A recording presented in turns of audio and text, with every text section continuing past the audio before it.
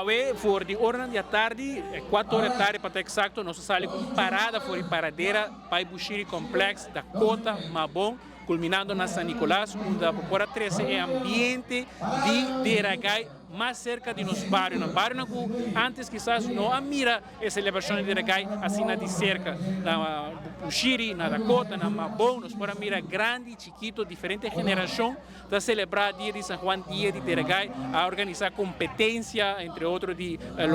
grito de gai, grito de galinha, como também jovens e muitos não têm oportunidade para hasta bailar Deragai na Mabon e podem mirar gente de outra cultura, de outro país, a oportunidade de também celebrar dia de São Juan, dia de Deragai de uma bonita maneira, ameno, junto do bairro. Isso é importante, pois o primeiro-ministro Mike Gaiman, que está também ministro de Cultura, está trazendo a cultura mais cerca de nos bairros. De maneira nós usamos, Deragai é muito popular em bairros do norte, de Sabaneta, de Santa Cruz, e aqui o governo faz uma iniciativa através junto de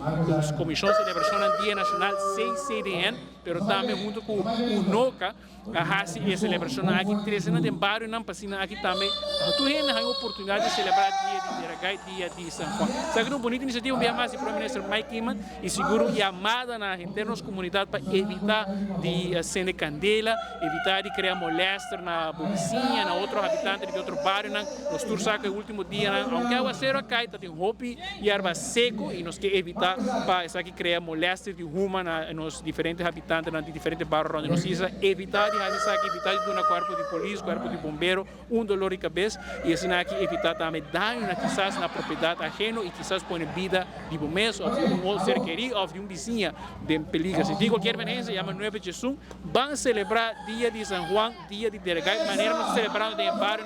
de maneira sana, de maneira responsável e naturalmente danke na tour para fazer isso aqui possível. A celebração que a chega tem em bairro de Deragai é algo hopi bonita, nos powak unda nos grande por não por ter oportunidade para sair foi na casa e vai celebrar caminho, a celebração a chega cerca de na casa, uma na mesa diz sair para fora, cruza caia e nada tem ambiente de Deragai. Hopi great mesmo, a oportunidade para mim comigo chiquito que me pora